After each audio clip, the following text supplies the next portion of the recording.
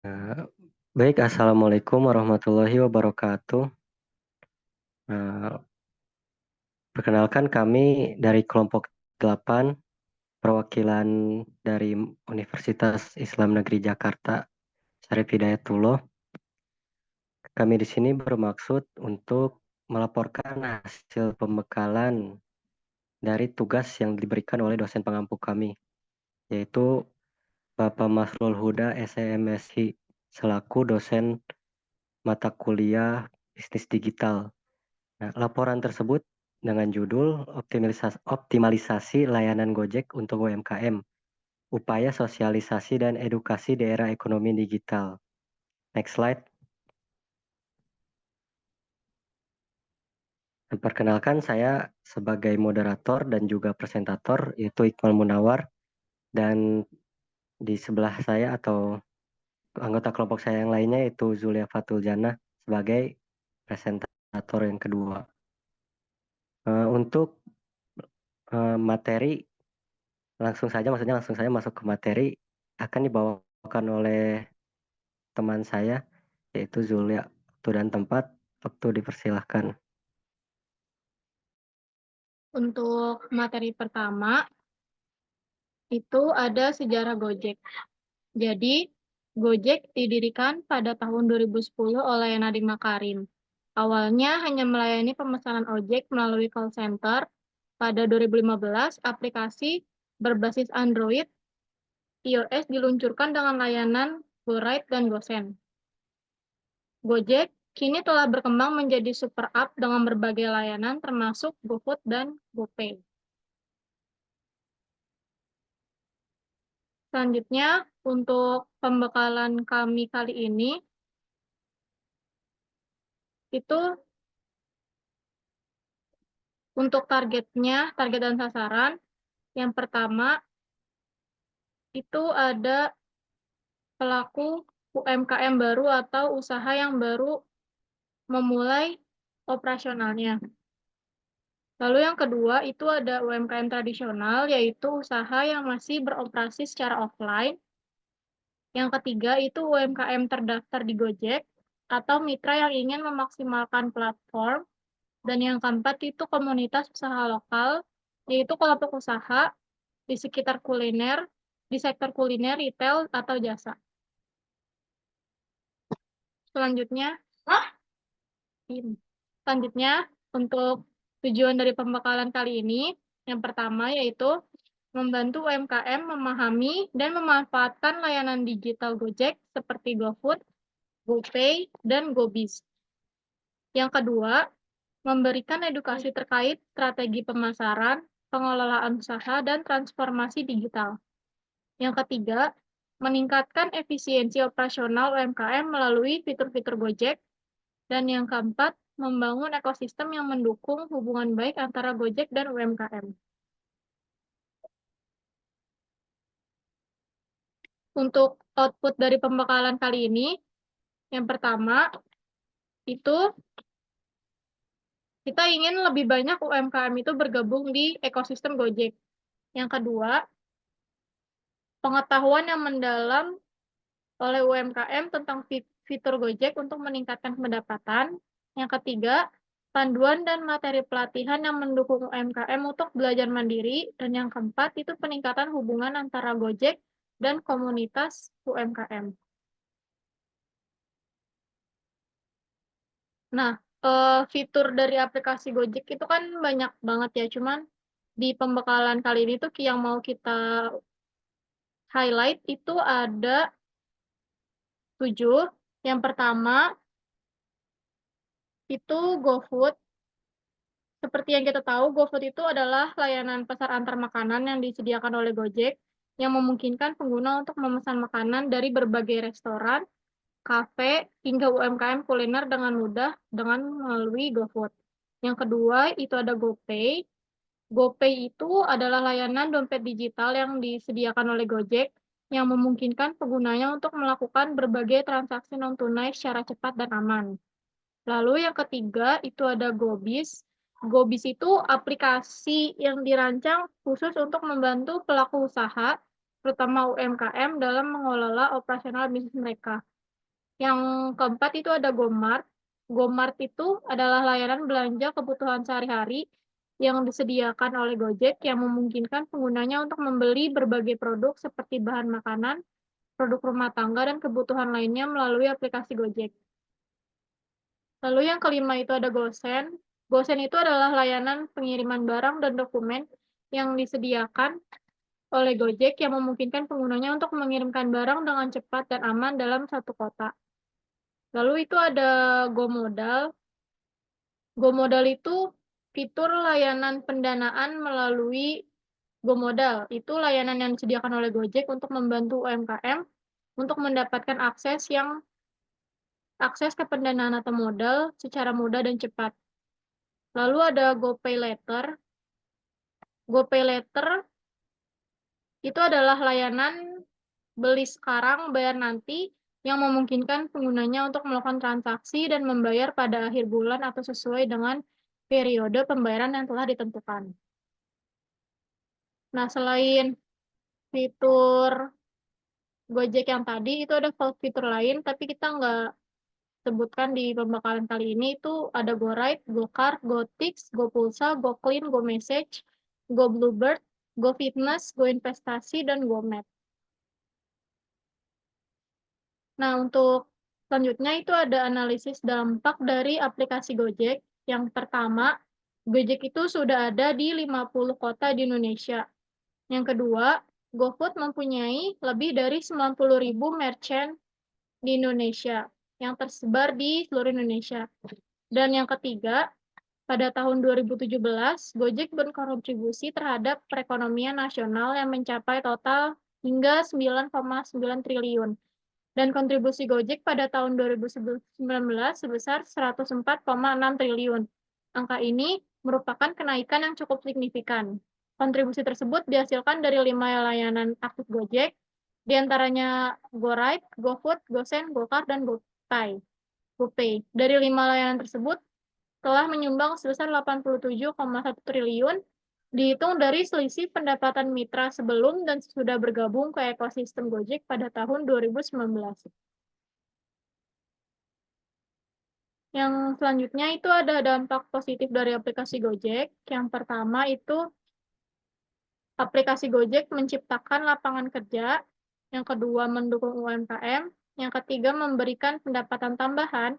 Yang keempat mengurangi pengangguran dan meningkatkan produktivitas. Dan yang kelima itu mendorong percepatan digitalisasi. Untuk hasil pembekalan akan disampaikan oleh Iqmal Munawar. Baik, terima kasih Julia atas pemaparan materinya soal aplikasi Gojek. Selanjutnya adalah hasil pembekalan. Jadi kami telah melakukan pembekalan di lokasi Jalan Kertamukti, Cirenda, Kecamatan Ciputat Timur, Kota Tangerang Selatan.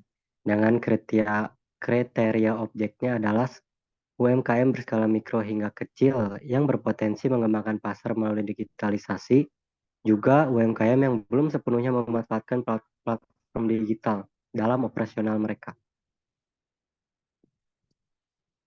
Next.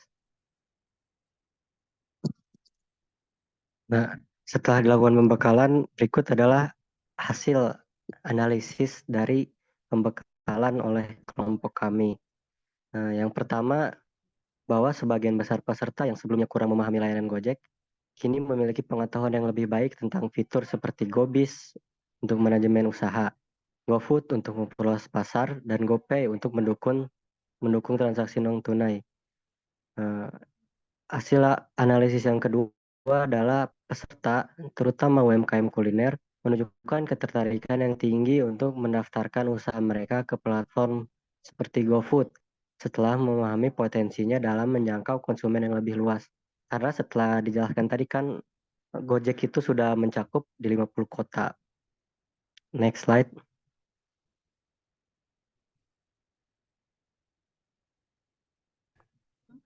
Nah, lalu ada hasil yang ketiga adalah pembekalan ini berhasil menunjukkan bahwa UMKM dapat memanfaatkan teknologi secara efektif, terutama jika diberikan panduan yang jelas dan berbasis praktik langsung. Yang alasan analisis yang keempat adalah beberapa peserta langsung memulai proses pendaftaran usaha mereka di GoBiz dan GoFood selama pembekalan berlangsung. Ini menunjukkan efektivitas pembekalan dalam mendorong aksi nyata. Lalu, analisis yang kelima berdasarkan survei pasca pembekalan, ternyata 70% peserta telah memulai proses pendaftaran di platform Gojek. Lalu 85% mengaku memahami materi yang disampaikan dengan baik, dan sebanyak 90% peserta juga menyatakan bahwa mereka merasa lebih percaya diri dalam menggunakan teknologi untuk operasional usaha mereka. Nah, di sini ada tabel temuannya. Dan di sini di sebelah kiri ada aspek-aspeknya, lalu sebelah kanan ada temuan-temuannya. Nah, yang pertama ada pemahaman peserta. Jadi yang kita temui adalah terdapat peningkatan pada pemahaman peserta terhadap fitur seperti GoBiz, GoFood, dan GoPay setelah dilakukan pembekalan. Lalu juga peserta ternyata berantusias untuk mencoba layanan digital guna meningkatkan daya saing usaha. Step yang kedua yaitu kesiapan digital. Temuannya adalah sebagian besar UMKM menunjukkan kesiapan untuk memanfaatkan layanan digital setelah dilakukan pembekalan.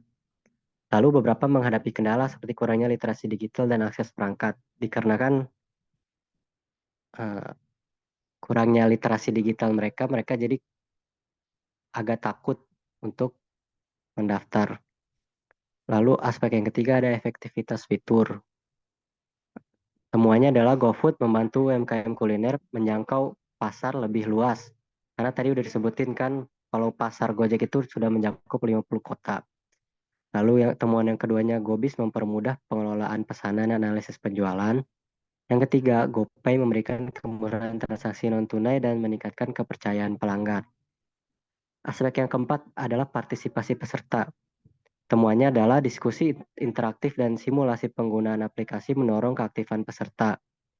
Lalu ada lebih dari 85% peserta merasa materi pembekalan sangat bermanfaat.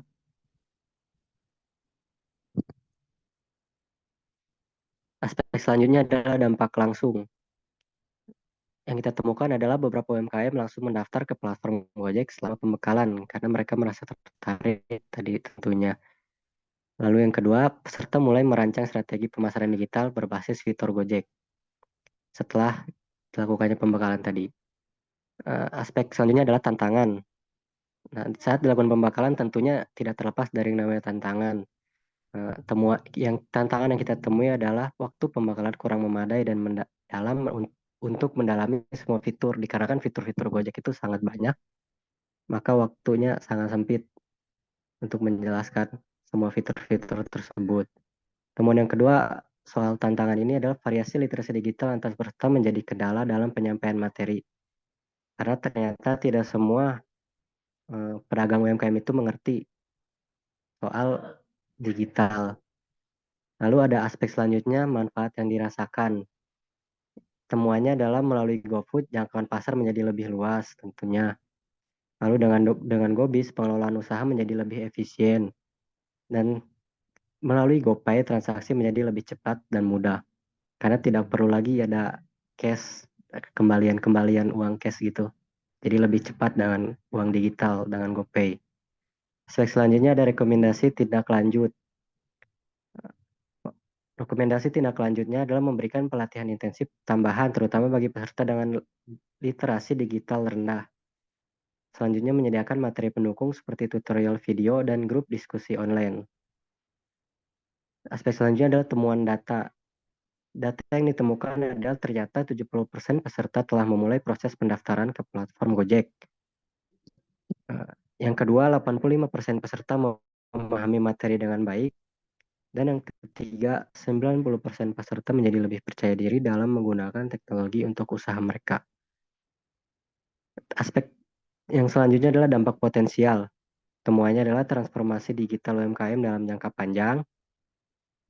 Potensinya, yang kedua adalah peningkatan daya saing UMKM di pasar lokal dan nasional, dan bahkan mungkin internasional ke depannya. Lalu potensi yang terakhir, kontribusi positif pada pertumbuhan ekonomi lokal maupun nasional. Next slide. Nah, di sini ada dokumentasi dari pembekalan kami di daerah tersebut. Nah, bisa dilihat di sini foto dengan pedagang seblak, lalu dengan pedagang cilok, lalu dengan pedagang cendol. Nah, oke, next slide. Eh, apakah Julia punya tambahan dulu sebelum kesimpulan? Mau nambah sesuatu, Kak? Oke, langsung aja ya. Nggak ada tambahan dari Julia. Simpulannya bahwa pembekalan ini membuktikan bahwa layanan Gojek bukan sekedar alat digital, melainkan sebuah ekosistem strategis yang mendukung transformasi UMKM dari usaha tradisional menjadi pelaku ekonomi digital yang kompetitif, yang bisa bersaing, yang bukan hanya di pasar nasional, tapi bisa jadi di pasar internasional. Dengan tindak lanjut berupa pelatihan tambahan tentunya, pendampingan teknis, dan evaluasi berkala. Dampak pembekalan dapat diperluas untuk mendorong inklusi digital dan meningkatkan kontribusi UMKM terhadap perekonomian Indonesia secara signifikan.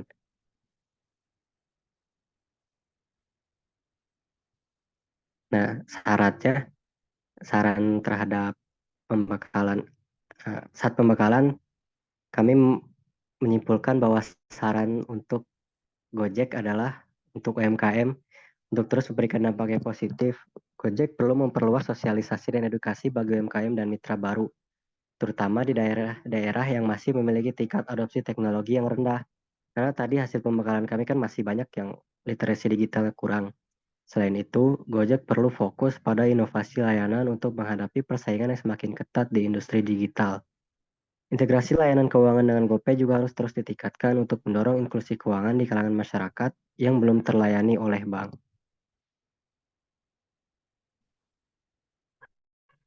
Apa masih ada lagi slide-nya? Nah, oke, sekian dari kelompok kami, kelompok 8. Terima kasih atas perhatiannya. Wabillahi taufik walhidayah. Wassalamualaikum warahmatullahi wabarakatuh.